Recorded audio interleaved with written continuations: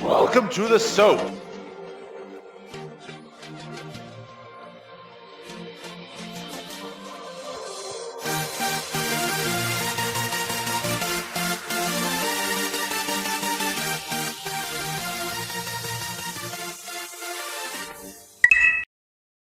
Welcome everyone to another episode of the S.O.A.P. My name is Delphine and today I'm joined by Dan. Hi. And Brenton. How's it going, guys? Hi guys, thanks for joining me. Today we are going to talk about Kingdom Hearts. Who wants to tell us what Kingdom Hearts actually is? So Kingdom Hearts is a game created by Square Enix, a collaboration between Disney and their creative studio and Square Enix's Final Fantasy series. It's just a mixture of clash of that, and it was created by Tetsuya Nomura. Hopefully I pronounced that right. And that was created in 2002. Does one of you want to tell us a little bit more about perhaps the development of the game and the story that it follows? So pretty much the whole aspect of Kingdom Hearts is the Keyblade and the darkness, and hearts, to make it short and simple. Mainly the story is based around a young boy named Sora who gains the power to wield the power of the Keyblade by his heart per se. So the power of his heart and the strength of his heart is the way to gain this power of the Keyblade. And so he goes on an adventure with Donald and Goofy from the Disney series. And you go over a wide expansive range of worlds. There's about 13 they travel across, defeating the darkness, pretty much the evil guys, as well as some of the classic Disney villains as well. And you pretty much go through the whole story, trying to defeat the darkness and look every keyhole that is in every world. Great, so I think you guys have played this game probably recently when it was remastered, is that right? Yep. Yeah. Yeah, so I played it back in the day and it's a pretty old game. At the time it was very, very exciting. I was a big Final Fantasy fan and seeing, the developers do this style of graphic and mix that with Disney was really, really interesting. So I love Disney movies and I love that in this game we get to play with so many of these different worlds. And I think that it's got, this story that is quite dark at the core of it for something that you expect with Disney. But also a lot of it is a little bit, lighthearted thanks to the Disney side of it. Do you want to tell us a little bit more about the style of play for this game? You talked about the game initially, but what do you actually do in this game in terms of gameplay?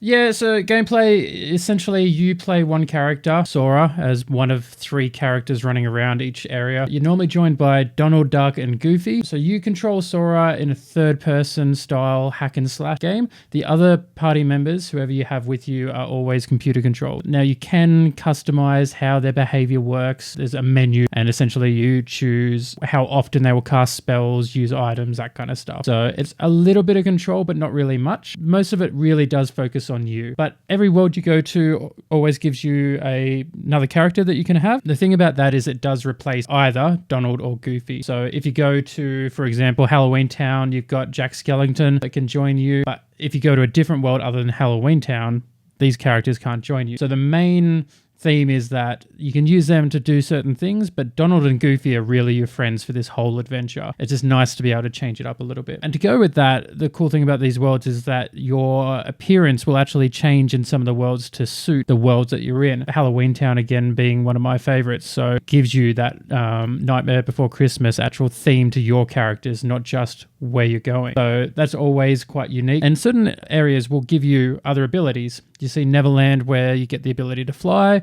and Atlantica, where you get the ability to swim underwater for long periods of time. There's a lot to the gameplay. I'm sure Brendan can tell you a little bit more. With gameplay, so there's a lot of different characters, like Dan said, especially like Jack Skellington, but some worlds actually act differently as well, like for instance Atlantica, which they can, swim underwater and all that sort of stuff because of magic and stuff, but Atlantica's probably been my worst hated world, to be honest, because the physics in that world is definitely really annoying. But some of the other gameplay is that Dan was saying with Netherland, you can learn how to fly with that. In the game, you can actually earn more abilities, sort of things. So longer flying, higher jumps, and then you can upgrade your magic by doing certain things. You've got custom with your abilities, as Dan said as well, with your characters, you can customize them. But realistically, because of how old the game was, since it was made in 2002, literally for me, Donald and Goofy, by using them and actually changing their abilities to more whatever you want, doesn't really change anything. Again, if you want, probably won't change anything. The one thing is, don't worry about healing them, heal yourself, sort of thing. Some of the other things, you can also get Donald and Goofy and Sora can also earn normal abilities, so they can add they can get extra rarity drops, they can get extra abilities, so they can roll, they can block, they can do those sort of things as well. And now your magic, you've got your fire, your lightning, you've got air, you've got gravity, and you've got all these different magic sets. You don't normally use gravity and all that much. Aeroga, Firegar, probably the two main ones I use. For me personally, you definitely got a chance of upgrading those to do that. But I think some of the other stuff is, Sora's got the Keyblade, he can hit them. Fun fact, actually, Disney didn't want swords for their main character. That's why they chose the Keyblade, because it was a lot more family friendly for the Disney sort of side of that. Some of the things is that Donald is better in magic in those sort of retrospects. Goofy's more defense than he is, and special attacks. And they have their unique abilities as well. And then you can also have the summons in the first one. It's not exactly the best stuff, but some of them, you got Dumbo, you got Tinkerbell, you've got Bambi, you've got Mushu, some smaller characters that they wanted to make worlds for, but they just didn't have the time or the space to do, as because Kingdom Hearts, like it was 2002 off the PlayStation 2, very small gameplay, memory and stuff like that, so it's really sort of hard. And so some of them you can gain to get more abilities and more MP. You can use fire with Mushu, you get like a fire ability, but they're not something that you would use all the time. It's like a useless ability that they've thrown in and going, here you go, have this, go with it. And when you defeat enemies, you get your health. Normally you get your health, also you'll restore your magic points as well as that, and then some of the enemies will drop money. It's like the in-game currency sort of thing, and then with that you can purchase new items, new upgrades. And then one of the other things is with the upgrades is you can also change your Keyblades so that they can give you better strength, better magic, sort of stuff like that, as well as you can get items like rings, necklaces, XP chains to do all that sort of stuff as well. So it's a huge thing that they've done. So, I mean, in terms of all that leveling, it sounds fairly similar to a lot of, sort of RPG-based games, would you say? Yeah. Cool. Very, very cool. So in a little bit, we're going to talk in more detail about the different worlds that we explore in this game. But to travel between these different worlds, you have a ship. Now, I myself hated the ship and the gameplay of the ship. Brendan, do you want to talk to us about the gummy ship? Yeah, definitely. So I've played Kingdom Hearts a few times. So I played it once, I platinumed it, and then I helped Dan actually play it again. And especially Dan absolutely hated the gummy ship gameplay, because when you had to make the mechanics for the ship, it wasn't very self-explanatory. It was really hard. It was just not fun. I made literally when I did the second time with Dan, we played that. Our literal ship was a monster. It was just a monstrosity in itself. It literally had like cannons that were not hooked onto anything. They were like a cannon was connected to another cannon, and it was just on the bottom there, and then you have one random booster. You can get a boost mod sort of thing, and you can boost faster, and it's just one random thing sitting on one end, and then you didn't put one on the other end because you didn't think you needed it. Pretty much the gummy ship is your main vessel to travel with. It sort of activates like a rail shooter sort of format, so you normally got your main area, and you go straight forward and just keep shooting sort of thing, just feed all the ships, all the objectives and all that sort of stuff. You got fire missiles, you've got lasers, you got shields and stuff like that as well. But the one thing is you got to survive to the end of the route of that to get to that world. Fortunately, you can't skip that. Sadly.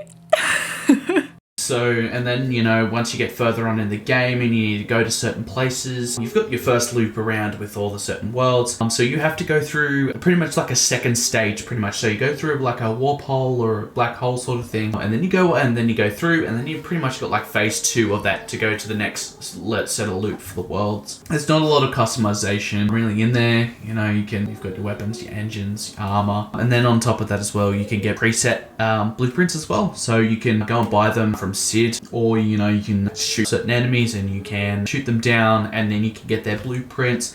To be honest, I've never used them because I never thought it was a thing that you needed to use. I just kept using my own gummy ship because my own gummy ship was an abomination, but it definitely did get the job done. So, no, sorry, it wasn't Sid that you go to. You go to Geppetto for the gummy ship designs. But yeah, like you can go your normal drive. So your normal drives, you pretty much you're straight to. Like you just got to drive through, do your rail shooting. But then you can go into a little bit more with with the warp drive. So if you want to go from one of the starting worlds to like the end worlds, you can literally go, I want to go there, and then blah blah, go boom boom, done, and you're into the other world there, and it's like a quick warp. But then depending on where you are in the stage of the game, that warp drive might be null and void because you got to find a way around. The gameplay, you've got challenges with those as well. So each travel between world will have a certain thing that you got to do. So it would be like, don't get hit, don't lose any health, shoot down 300 enemies, gain 30 blue items in the game. So that's not too bad once you have to figure everything out. And the one thing is, once you get into the gummy ship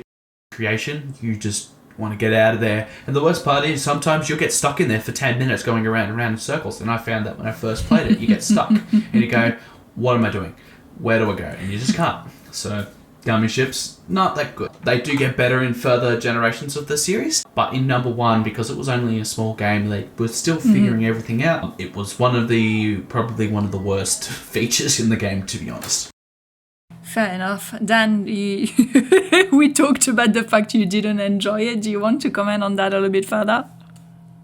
Yeah, look, I hated it. At first, I just gave it to Brendan because I'm like, this is the dumbest shit I've ever seen. I don't know how this made it in a finished game, especially when the rest of the game is so great. I feel like the gummy ship was an idea that someone had that they just wouldn't let go with it. But to be fair, later on, like once you do get the upgrades and that, it's not so hard. At first, I would die. Like every time I tried travel between worlds, I'd just die and hate the thing. But I was playing it on the proud mode as well. But once you get some of the upgrades, extra guns, all that kind of stuff, you actually do go through them pretty smoothly. And the addition of the warp drive later on just saves you that time. And that allows you, once you have explored everything, to travel quickly, or if you enjoy that mode, play around with it. The challenges for each world give you a unique extra ability to challenge yourself and push yourself if you do enjoy that area.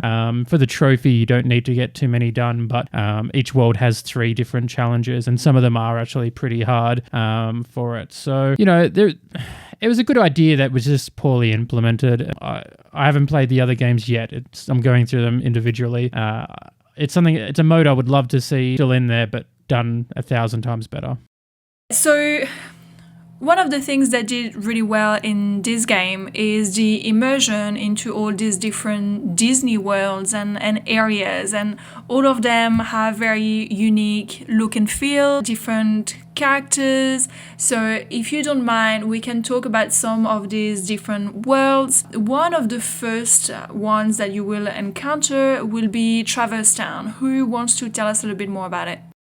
So with Traverse Town, pretty much is where all the characters from the other worlds come to. Then they go to that main area. And from what I can remember, Traverse Town was a specific area that the hub pretty much. But apparently I heard that it might also be part of the Final Fantasy series. But the actual fun fact was actually that they wanted the King's Castle. So the castle you see in the cutscenes at the start of the game, where King Mickey and all that sort of stuff is. You go there, and that was apparently supposed to be the main hub, but they did change a fair bit around there as well. So they changed it up to make Traverse Town the main area. And so with Traverse Town, it's the main hub. So you go there to come back for main big story plots, where you've got to go, I've got to go back here for this certain thing, and then you go back. All the remaining characters going to where you can also get a lot of your upgrades for your weapons, items like your chains, your And then you get some of your other, you get your characters that'll help you with your magic. That's Merlin, and the Fairy Godmother helps you with your summonings. And then, you get some of your basic other characters when you got the son of Donald, Huey, Dewey, and Louie, where they're the people that give you your items, so you can give you your health potions, stuff to do your synthesizing, sort of stuff like that. And then you've got the Moogles as well. So the Moogles are pretty much they're the Final Fantasy characters, I do believe.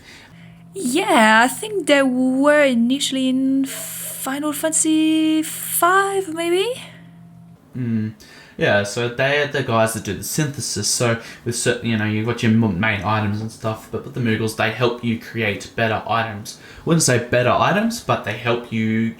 Well, you need to create all of the synthesis items to get a trophy for all of it, as well as one of the big things is there's also a little area where you do go and you see, Pongo and Perdita and the 99 Dalmatians, as everyone knows, 101 Dalmatians, and with that you go around all the other worlds as well, which ties into the gameplay, into trophies as well, where you've got to find all the Dalmatian puppies, all 99 of them, and you've got 3 puppies crammed into a chest.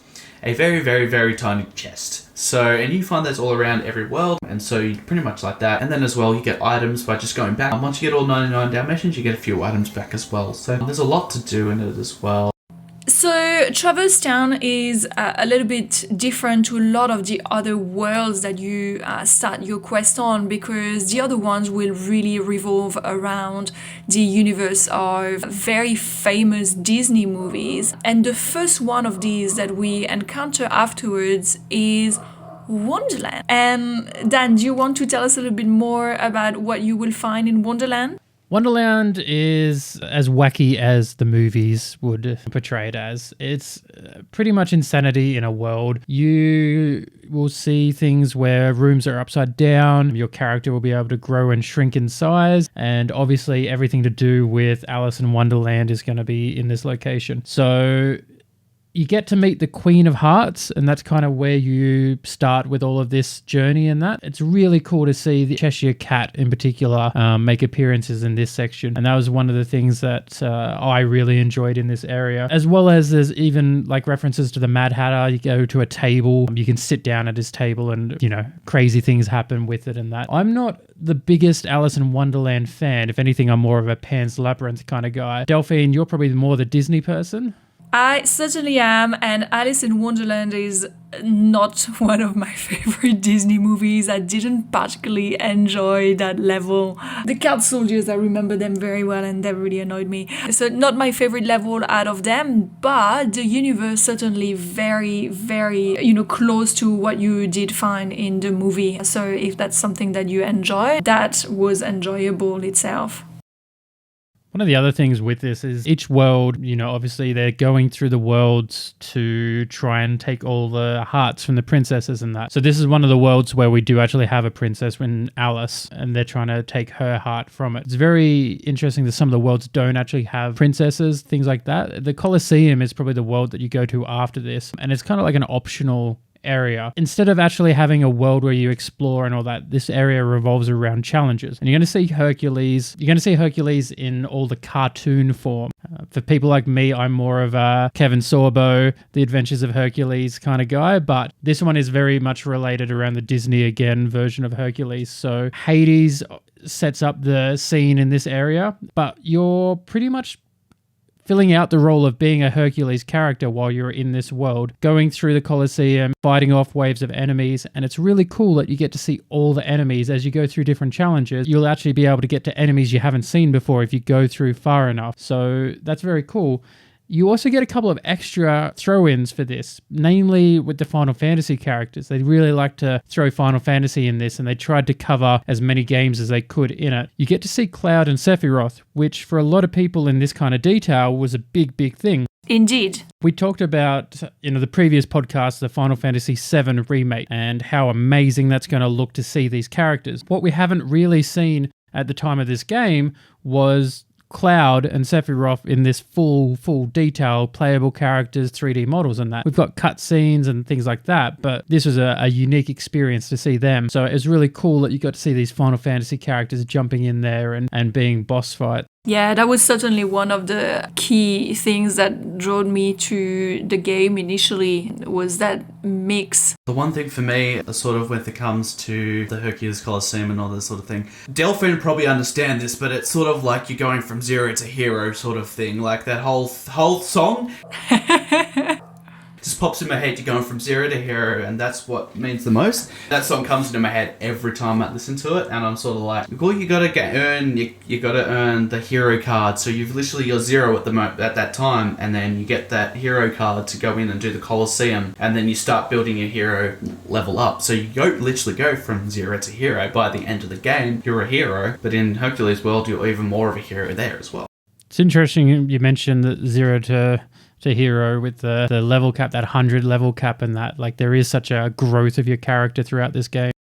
So the next world that you encounter after that is in the jungle, and you will meet some of the characters from the movie Tarzan. Who wants to talk about this one? I have to say I don't remember a whole lot of this one, except probably that you were in the jungle. I can't remember if you also, surf on the trees the way that they did in the movie. I have to say I do not recall that particular level at all. So pretty much with Deep Jungle, called Deep Jungle the World, and so it's based in the Tarzan universe. And one thing is, Tarzan was a huge, definitely I used to watch the first Tarzan movie over and over and over and over again on repeat every night for like a solid week, and I just wouldn't get sick of it. And so to see Deep Jungle in this was actually really good. So pretty much the premise of the Deep Jungle, you've got the bad guy Clayton, who's literally after the gorillas. And so you sort of go through each area trying to defeat certain enemies. So like Sabor's the big panther or jaguar, or I can't really remember what type of animal he is. You pretty much verse him a few times over as well. You get your main characters, like you get to see Jane, Tarzan's girlfriend. But the thing is with her, she's not a princess, so she's technically just some NPC that you just see. You've got your vines, so normally you got your vines, and you get games that you can do in there, so you can swing on vines, you can slide down tree trunks just to get down to certain areas. You meet Kerchak, you meet Turk, you meet Carla. They're only minor, you only see them every few seconds in the game. And the main bad's Clayton, who he's pretty much after the gorillas, and so you try and go everywhere to stop this and that, stop Clayton, and then you pretty much at the end of the world you verse Clayton on a giant chameleon. So and that was not too bad of a boss fight, but it wasn't a big standout world for me like I was expecting it to. Like I said, I played it twice, played every part of it, and I remember when I was younger I played this world and I was like, this is amazing. Now it just doesn't have that same impact as it used to. One of the unique things about Remix, the final mix that they did, was they added extra crafting components to the game. We already talked about Wonderland, but Deep Jungle is probably the one that you see it more, where they added unique rare spawn characters to a lot of the areas. So for Deep Jungle, they actually have these white mushrooms where you would normally run up to them and cast a specific spell on them. Doing that 3 times gives you items. For this area, there's only one spell you can cast on them, which is the stop spell. And then if you do that on the 3 that appear in the one location, then it will actually spawn a giant white mushroom. And this one actually adds a little bit of a challenge to it, because you have to stop him in time and then get as many hits as possible in order to create a chance, not a guarantee, but a chance for an item needed for crafting to drop. So we mentioned the Moogles beforehand. That's where you spend all these items and that. But it was really cool that that was one of the things that did stand out for this area, was that you could do that. And the other thing that you can do is actually ride the tree trunks. Once you finish the area, you get the ability to do a little mini game where you have to collect the fruit as you go, and that unlocks more areas. The other thing that's really cool is the vines, where you get to swing around. Now, the game is old and the mechanic is not the best, but it's cool that you get to, like in the Colosseum, where you get to be a Hercules-like character. You get to have Tarzan in your party in this, but you get to swing around like Tarzan, and that adds a little bit more to the immersion for it. So the next world is very different to the other ones, because you will not have a combat-based world like the previous ones, and that is the 100-Acre Wood from Winnie the Pooh and Friends. So can you tell us a little bit more? Obviously, I imagine that, we meet all the characters. I have to say, me, again, I played this game 16 years ago. I don't remember thought that much. What can you tell us about this? Yeah, so like you said, Delphine, the 100 Acre Wood is definitely one of the most unique ones. So the way the 100 Acre Wood is, you can't actually normally just jump in straight to this world. So this ties back to Traverse Town and the other worlds. So in the worlds, you find these chests that give you a page to the 100 Acre Wood, and I believe there's about 5 of them. So once you collect all 5, you can go back to Traverse Town, and you can go and say in the Merlin's hut, past one of the areas. I can't think what area it is. I've got it on the top of my head, but I can't think of it. And so once you get all those books, you go in there, and they're not combat, they're all mini games. So one of them's literally help Winnie the Pooh get his honey from the honey tree. You've got ones where you can jump around with Tigger and Roo. So bounce around with them. You see Piglet, you see Rabbit. Nice. With Rabbit, you got to try and stop Tigger from bouncing on his carrot field. Actually, I remember that. You even get to see Owl, Smart Owl, the one who knows everything. And I found with it was that it was actually really, really nice. It was really calming. But on top of that as well, you could get random items as well. So there's more items that you had to collect for your synthesis and stuff like that, or just for your generic stuff for yourself. So it give you more stuff with it as well for your synthesis and whatever. And the weirdest thing is I actually left the 100 Acre Wood to last. After all the worlds, I left the 100 Acre Wood to last because Winnie the Pooh was a big thing in my childhood from what I can remember. And from what I could remember, from the end of the world, it actually put a tear to my eye because of how happy it made me feel. It took me back about 10 years or so, 10 to 13 years ago, and it really just threw me back into my childhood, and it just made me really happy. And it was one of those things that I didn't want it to end. Aww. But I had to try and get the platinum, so I had to try and push forward and let my heart not take over. So that's awesome though, and I think that's one of the things that this game does so well. And again, if you're a big Disney fan, all these different worlds and characters, and they're very, very close to their movie and series and so on counterparts. So if that's characters that you like, I think that they have done that really, really well. The next world after this one is Agrabah from Aladdin. Now I remember this one quite well because of entering doors and coming out through other ones and taking forever in this world. So Dan, do you want to talk to us a little bit more about what we're doing in this particular world? So Agrabah is pretty cool because it's one of the worlds that really gives you a theme behind it. Now, we mentioned obviously deep jungle, you're in a jungle, there's enemies, and obviously you see characters from Tarzan, but gives you less of the feel of the world. It's cool to do things like Tarzan or that, but you're not really deep in it. Agrabah, from the moment you enter, you feel the sand, you feel the music, the enemies change their visuals to match the world. There's a whole lot that goes in to make Agrabah one of those worlds that really stood out when you hit that point in the game. Now, obviously we know Aladdin, the story of, the lamp and the genie. Jasmine is the princess here, so this is one of the worlds that does have a princess being taken, as Jafar is, capturing her and trying to get away with it. For me, it was a really cool world, but it's also really frustrating because you had to kind of unlock all the different ways through the world, so it did mean a lot of jumping puzzles and figuring out which way to go in the map. But overall, it was cool, and it did add, you had this cool pot scorpion boss, and essentially as you're going through the pots or jars that you're running past can be destroyed for health, money, that kind of stuff. But a lot of them were actually enemies, which meant that you would, have a chance of either you're getting some good stuff or you're fighting a new enemy. But at the end of one of the parts of the map, there's a section that will actually spawn a whole map full of jars. And you have to play this game where you have to work out which jar is going to be the actual boss. And the more jars you guess correctly as not being the boss, gives you more rewards. So that was a really cool mechanic for it. It also has two unique areas. So you've got the main town part of it, but then you have this cave of wonders. My Aladdin knowledge, like most Disney things, is probably not that up to scratch. You guys can probably tell everyone a little bit more about the actual characters behind this world. But like I said, the world really gives you a feel behind it.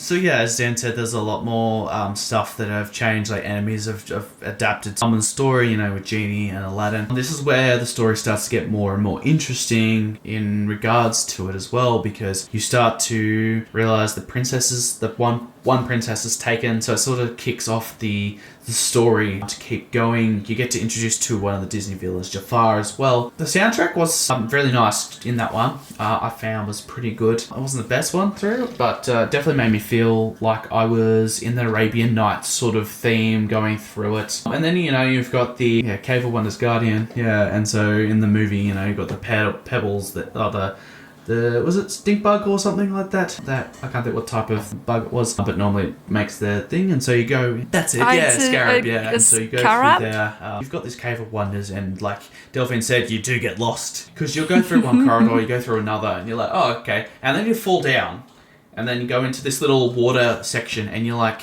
now where do I go? And if I go back up these stairs, where's it going to take me? And you sometimes can get lost. Go through the Cave of Wonders, and then you find Jafar. And now in the movie, Jafar takes over the genie of the lamp, and now the genie has to do whatever Jafar says. And so you've got like this boss battle where you are versing Jafar, but on top of that, you've got to avoid the genie from hitting you. And then once you do that, you get that one boss, and that's done. You're like, oh, okay, cool. And then you get a cutscene with Jasmine and whatever. You're like, all right, she's going to stay there, whatever. And then we're like, all right. And then stage 2 comes where you've now got to go and defeat the evil genie or Genie Jafar. So you go through there, and you don't actually fight the genie. You actually fight Iago, who is, the fun-loving parrot that I absolutely love. His voice actor, who I can't think of at the time, but I love his voice actor, and he reprised his role for that character, so I was really, really happy he did that. But unfortunately, they didn't for the genie, because between Robin Williams and Disney at the time had like a big fight, because they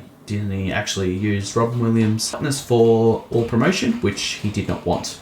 So that happened there. And then pretty much once you do defeat all of that, you get on your magic carpet ride, and you literally try and get out of there and fly away as fast as you can. And then as well, there is, with the game, you've got optional bosses as well. And Agrabah is the first one where you do get an optional boss called Kurt Zisa. So when Square Enix was making Final Fantasy, it's not Squaresoft, sorry, at the time, Foursquare in that did a merger with it. They actually made a competition for a fan to get their name eternally incremented into a Kingdom Hearts, so they've been to the lore and everything. So Kurt Zisa was that one. You normally have to be around the level 80, 90, or don't have to be around 80, 90, depending on what level or what difficulty you can choose from. You normally go through with Zisa, and he's an optional boss plus a trophy if you do decide to defeat him as well.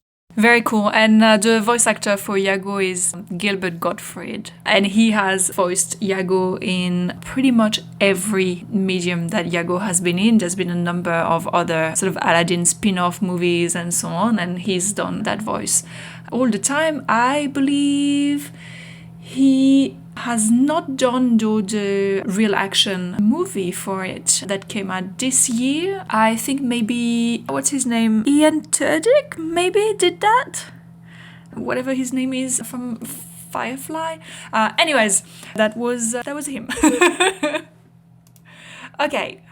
So, going back to our topic, the next world that we get into is Monstro from the Pinocchio movie.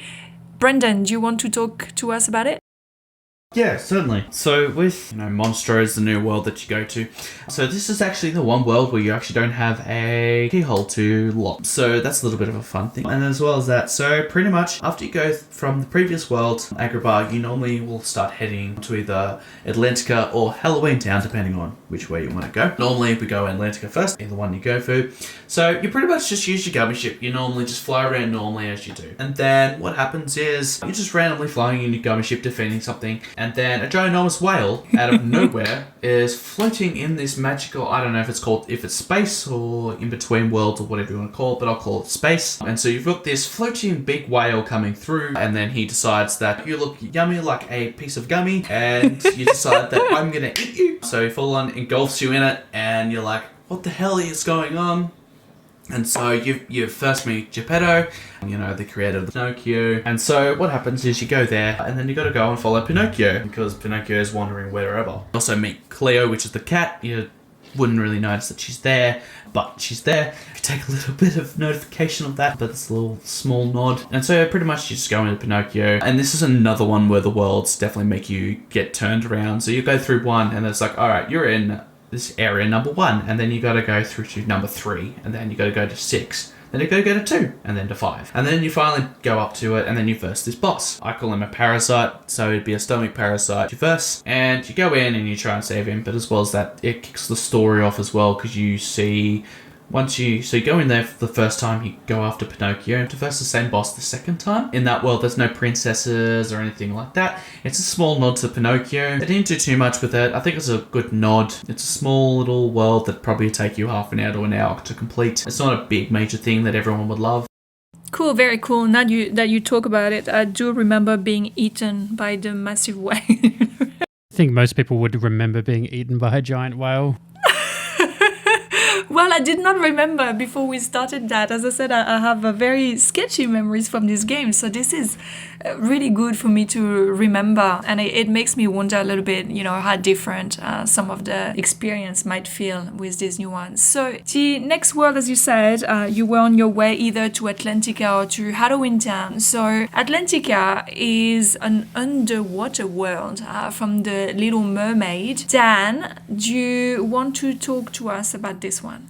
Yeah, Atlantica, it was very interesting for me. Everyone told me before I played this, obviously the game had been out for a million years, scientific fact there, but everyone told me that Atlantica is the area I was going to hate. And I never actually hated this area. It is an optional area. You can do either Atlantica or Halloween Town and skip like whichever one you didn't want to do in order to complete the storyline. If you're going for trophies or you're a completionist, that kind of thing, then you obviously will do both worlds. But it's very interesting that it is an optional world for it. The Little Mermaid is obviously one of the most well-known of the Disney films and they really bring that to life. And you've got that big father-daughter kind of struggle going on there, just like the movie. And you actually feel that really well in the game. This is one of the areas that they did the Disney storyline really, really well. And they kept you going with that kind of stuff. It is unique as well because you're swimming the entire time, which compared to the other worlds you run around, this one is swimming. And there are a couple of different mechanics around the swimming with, wave rushes and things like that, where you'll get dragged through areas, that kind of stuff, which made this area a memorable area, whether you liked it or didn't like it. The music as well is that iconic Under the Sea music. Like they really hit home with that one. Plus, again, the unique character designs. Your characters will change around this world. So if I remember correctly, Donald becomes an octopus and Goofy, I don't remember what Goofy does. Brendan can probably answer that one.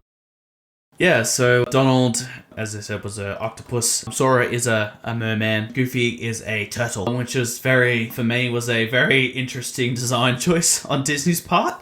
I understand that they had to do it sort of thing because of the world, but it was very eye-catching. It's very eye-catching, like I said before, like just the quality of how to go up and down, and if you press the button too many times, you'd speed ahead, and it was just very jumbled in the way it worked. Well, one of the things I found with it was definitely the music to this was very, very catchy. And the worst thing for me was I was playing it with Dan one night. I was just singing and I'm like, can I just finish this game, please? And I would literally just sing it with the way that it would work. So I would be just singing it along with it. So I'd be like, can I just hurry up and finish this world so I can get rid of it? Or like if I'm farming for something, I finally got this item, yay for me, and all this sort of stuff. I just used to sing to Under the Sea theme as much as I could, and Dan would just see me and he would just look at me with the weirdest eye and go, what the hell are you doing? And I'm just like singing along and whatever with it, and it was my favorite soundtrack for a world.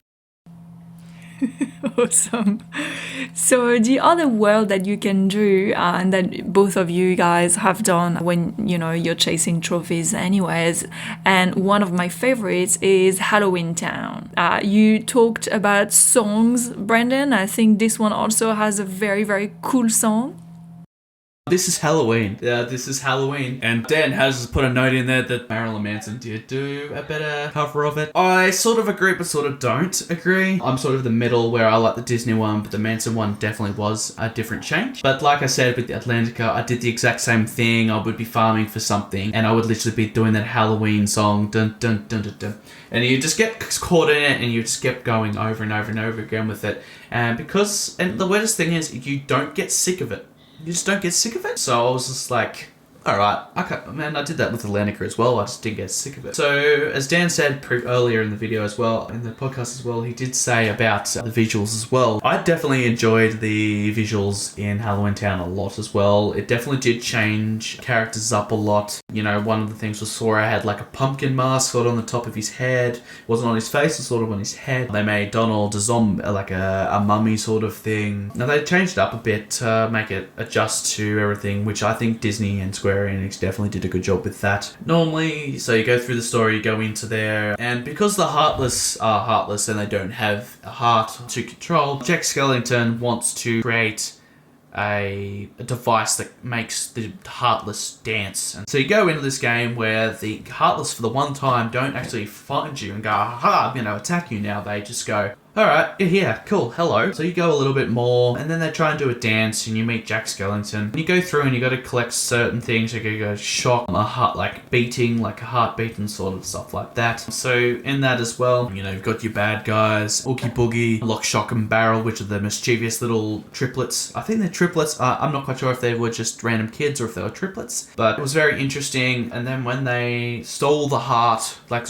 Lock, Shock and Barrel stole the heart from the little, like from Jack and all that sort of stuff, and they went through the story. They brought the bathtub into it, the actual moving bathtub. They all jumped in it and you could see them moving around with it. And then when you fell off the top of going, when you're trying to find Boogie Manor, you fall off. The best thing is you actually get to ride the bathtub back up to the top. Like you jump in it, and you don't see you go riding up to it, but you definitely do feel like you're like, oh yeah, finally I get to ride that bathtub from the movie. And you're like, hell yeah, this feels great. And so when you go in and you verse Oogie Boogie, I mean, it's like dice game sort of thing, and it was good, but the boss fight was very jarring, especially for the camera views. And then once you beat him, Oogie Boogie decides that I'm not going to be defeated just yet, and then turns into a giant building where you now have to pop its pimples. I call them pimples because what else would I think they are? Yeah, but some of the other characters, not just Jack, you also get to see Sally, Jack's girlfriend. You also do see Dr. Finkelstein, who's the crazy doctor. He reminds me of like, it's alive sort of thing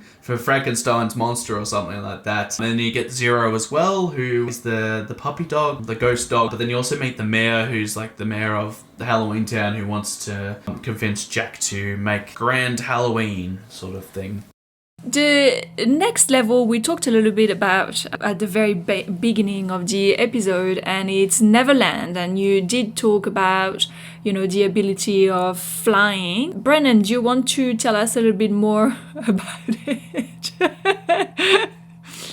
Before you do that, Brendan, I'm very sorry, but I have to say that this Neverland is not the same one from Michael Jackson, and all the children that have been to this Neverland might not have been safe because Captain Hook is there, but they have been safe from Michael Jackson. Please tell us about this world, Brandon. I feel like I'm being personally attacked because Michael Jackson's definitely a big part of my childhood when I was younger. Probably a poor choice of words. That's worrying, yes. But not in the way you're expecting and not the way you're thinking. So get that mind out of the gutter and let's get back to the family friendliness of Disney. So with Neverland, it's pretty basic. The story, after you go through Halloween Town, you then go to Neverland, which you just see a big giant floating ship and you're like, oh, wonder what that is. And then, you know, you go over there, you go into it. I think you get captured by Captain Hook.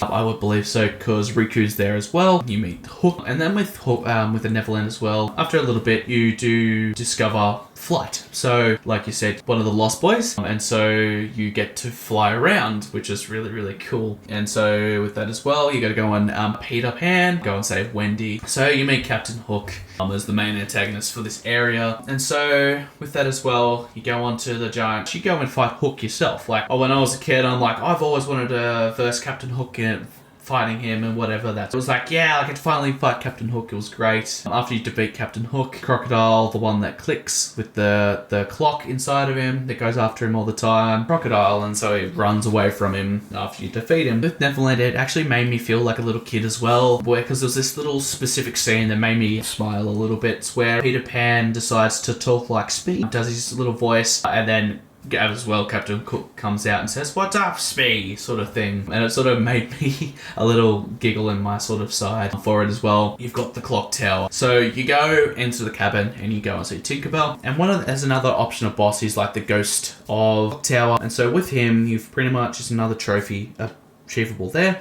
So what he does is, the big clock will tick down and he'll pick a person to kill up and make sure it's not you, otherwise that's the end of the game. So normally you get to choose between Peter Pan's playable character or Donald or Goofy. And so you go through it, defeat him, you get to fly around the clock tower and feel like you're one of Wendy's siblings and all that sort of stuff to fly around. And I think when I first grabbed the game, I'm like, you know what, I'm going to fly around for like 2 minutes, and it just felt like flying around because it was fun. And the enemies as well, the landscape as well. So you got pirate ones, you get floating pirate ships and stuff like that. That was definitely fun as well. Very cool. And I believe Neverland is the last of the Disney worlds in that game. And from there you go to an area called Hollow Bastion. And in terms of storyline, there is quite a lot that happens there. As I said before, I felt like a lot of the game is quite serious. There is darkness going outlets. There are people disappearing, princesses being taken away. But a lot of it feels reasonably light in terms of the way you play and so on until you arrive in this area. Dan, do you want to walk us through some of what happens in Hollow Bastion? Hollow Bastion's a bit unique in terms of all the other worlds are from a specific Disney movie, or you've got Traverse Town being the hub of everything. Hollow Bastion is kind of an amalgamation of all the Final Fantasies put into one world, and yet the characters that you see inside that is actually Beast and Belle. So it's a very interesting, unique idea that they kind of just combined everything in there, and I'm not too sure where that all came from. Brendan, what did you think about Hollow Bastion? So with Hollow Bastion, as you said, it was definitely a mix between Final Fantasy. So to base off a little bit of knowledge I know, because I have touched onto number 2 when I was younger. So Hollow Bastion number 2 is technically the homeworld for the Final Fantasy characters, as you said before, but it was confirmed in the second game. But pretty much is an amalgamation of that world as well, just of the Final Fantasy, so it just touches on that sort of stuff. And so with this, it's a big giant castle, and like you said before, Kingdom Hearts definitely does like to throw you through a maze any chance it can. At the start of the game, you pretty much meet Beast, and he helps you, and in the story, Riku takes the Keyblade, which is one of the biggest devastations, and you see that Keyblade be taken, and you're like, all hope is lost, like I can't do what I've been doing like for 12 other worlds. And then Beast helps you get through, then eventually you do get your Keyblade back, and so you go through that level sort of. And then the big bad for this game definitely was Maleficent. There are 2 rounds to it. You verse her in her normal version, and then as well you also verse her in a dragon version, which you do see in the original movies. You see all the 7 princesses of Heart. Ariel was supposed to actually be a princess of Heart, but they actually changed it to Alice. The only reason why they changed Ariel was because Ariel apparently was too powerful and it didn't quite work in regards to her, being a mermaid. But in the movie, she definitely does become human, but it wouldn't really factor in very well if she decided to randomly pop up and say, "Hi, I'm human now." So Hollow Bastion is 3 parts. You get stopped, and then because there's Heartless, you have to, go back to Traverse Town. And you do that 2 more times. You normally go back and forth between Hollow Bastion, and the second time you go back there, you have to go around the long way. So you got to do another gummy ship mission, which everyone hates. You have to go a long way around, back progress. We see Riku where he is fully powered up in his evil suit. Bad boy sort of situation where I'm like, I've got the infinite bad power now, I've got whatever, and I've got a Keyblade. And so you go in and you defeat him as well. So once you defeat Riku, there's a further developing story for it. But for me, I don't want to ruin that on you guys. I just feel like if I told you how the end works, you won't actually want to go out and play it. For me, it's definitely worth it. It took me, I first played it when I was about 9 or 10. I absolutely couldn't play it. I didn't know it was too hard. But after coming back to it about 10, 11 years later, I definitely fell in love with it, and I played the game 4 or 5 times over, trying to find all the hidden secrets and everything, and every time I played it, I still loved loved it, and there was small details I picked up every single time I did. So me spoiling the end game would literally not want you to go out and play it. So if you guys could go and pick up a copy, even if you go and get the story so far and it has literally every single one of them on there, and you start playing, even if you just do it on the easiest difficulty and just play it for the story, you won't be disappointed. It's definitely a big game that everyone would love. Probably not for everyone, but for me, it's definitely a game that I would recommend to a lot of people. As I've said before, one of the big attractions to the game for me was that mix between the Disney universe and Final Fantasy. And Dan, you talked about the appearance of Cloud and Sephiroth in the Olympus Coliseum level that are both from Final Fantasy VII. But throughout the game, we're also seeing a lot of other characters from the game. And I really remember, looking and seeing all these characters and being very excited about it, even though it's just a little note. So if you might remember, if you have played Final Fantasy X, Tidus and Waka are actually on the Destiny Islands. You can also find Selphie from Final Fantasy VIII. And in Traverse Town, you will see again some more Final Fantasy characters. So you'll see Squall. Also, you might know him as Leon from Final Fantasy VIII as well. But also some Final Fantasy VII characters, Aerith, Cid, and Yuffie as well. So there's quite a little bit in there. There's not a whole lot of interaction or so on with them. But for me, that was enough, to be this cool little thing on top of the Moogles, that you talked about early on, Brendan. And as well, the funny thing is so the whole reason the Kingdom Hearts came about was that Disney Interactive, I think it was that we called at the time, and Squaresoft, I think, actually were in the same building. They literally worked in the same building. And the actual idea for Kingdom Hearts actually came up through an elevator conversation. So they were in the elevator just going, hey, maybe we should do a game together. And the thing is, I do like that they introduced the Final Fantasy characters in there, so it makes the game adjustable. What I mean by that is that you've got where you've got Final Fantasy, where it's really a grindy game. You've got to go and collect items and all this sort of stuff to level up. And so I understand that it was a really good thing that they brought the Final Fantasy characters in. So it gave that Kingdom Hearts that factor into going what it actually is and how it makes the gameplay what it is. Very cool. So I'll also just point out that in terms of story, there are also some key Disney characters as part of the game, and we haven't talked a whole lot because he's not very present throughout the game. But the king of all these worlds is, of course, Mickey Mouse, the biggest Disney character. And me having not played any of the other Kingdom Hearts games, I don't know whether there is more of him. He's definitely, one of the key characters in the game as well as Jiminy Cricket. Dan, do you want to tell us more about Jiminy Cricket? Jiminy's interesting because he's not really a storyline character or anything like that. His purpose is more to document everything that's going on. And you see this through the menus where you can go into your journals, and Jiminy has recorded everything that you come across. And that's from all the enemy types that you find, characters that you run into, the worlds that you go to, all that kind of stuff is all linked to Jiminy writing it down for you. So essentially his role is just to give you all the information about the things that you found that you may have forgotten with it, which is a really cool idea. And there is a lot of trophies associated to unlocking all the different possibilities for it. And there's nothing more annoying than when you find something new and it's stuck with that little new sign. So you've got to go into it to make sure you get rid of that. I don't know if everyone's as OCD as I am, but I'm one of those people who has to get rid of them. So I had to go through every single entry that Jiminy wrote down just to clear that out of my list.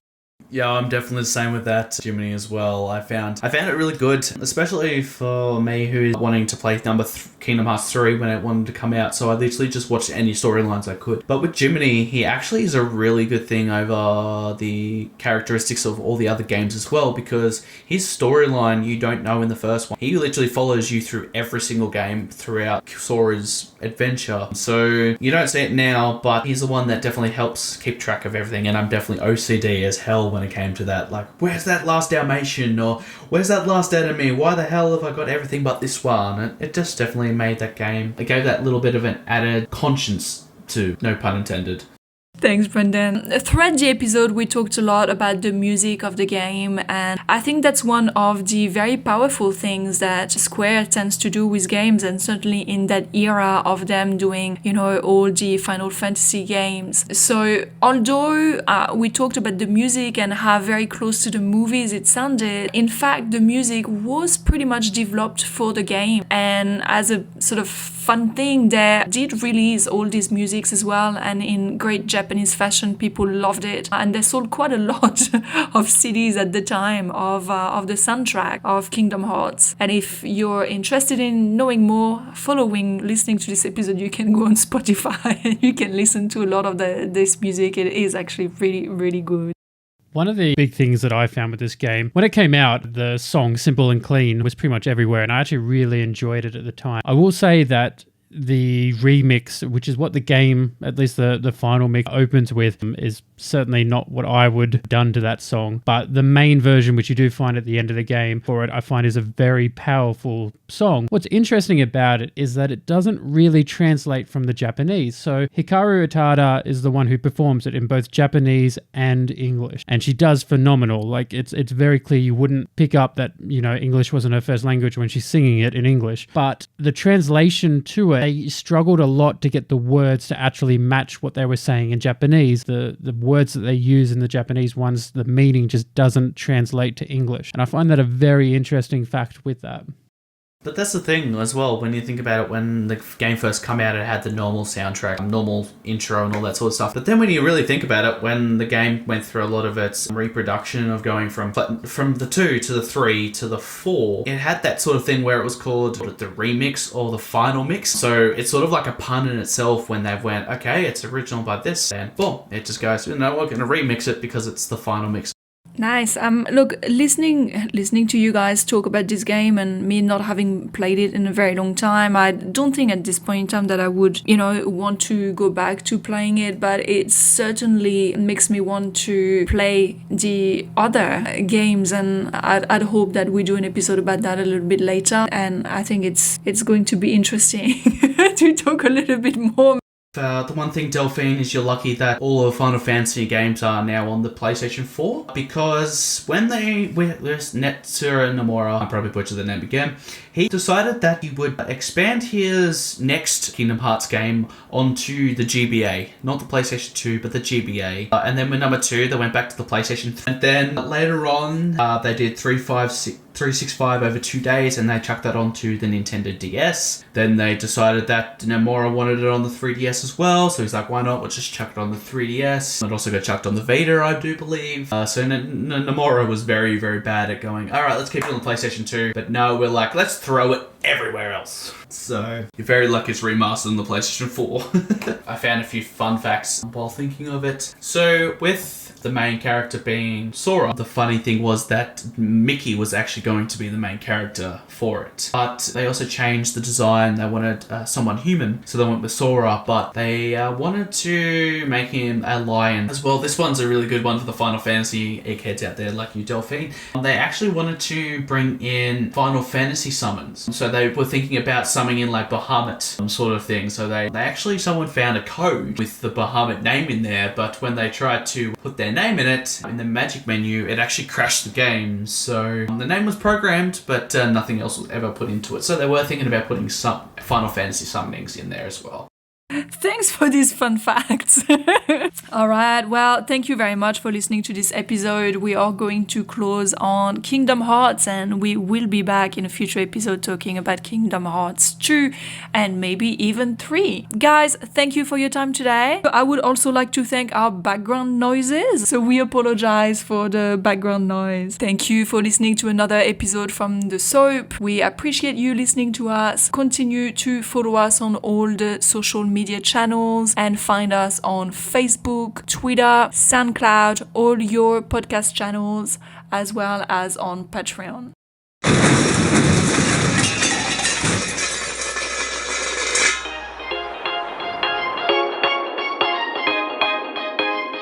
You have been listening to the S.O.A.P podcast. Join us again soon for another episode, and don't forget to hit us up on all the social media platforms, because we love hearing from you. That's it, man. Game over, man. It's game over.